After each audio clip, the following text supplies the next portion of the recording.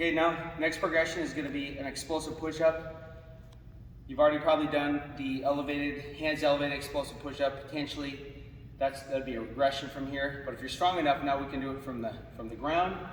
And all you're going to do is you're going to get in your push-up position, nice and tight. You're going to come down, control down, explode up. You can just leave the ground, or you can clap.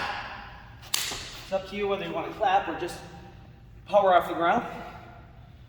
And what we're going to do is, if you need some more technique cues on how to do a push-up, watch the rest of this video.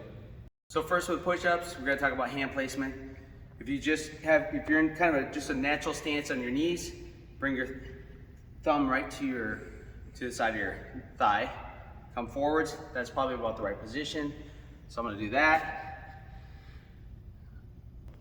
Next, I'm going to go to my toe, and one thing I'm going to come down and then straight up. And one thing we want is, when we're doing this push-up, we don't want our elbows high like this.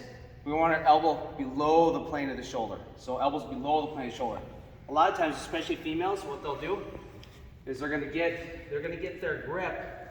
They're gonna flare their elbows out like this, and that's really hard on the shoulder. Instead, you want to turn your elbows in a little bit as you come down. That's the key. So you want to avoid that elbow flare out. You want to avoid this position, really, really hard on the shoulder. Instead, you want to be right about here, elbows below the plane of the shoulder. So again, get my grip width, come on down, get on the toes, tuck the chin, turn the elbows in a little bit, work that control, straight up. So we got hands first, okay? Keeping the hands real tight. Head, we're tucking the chin back.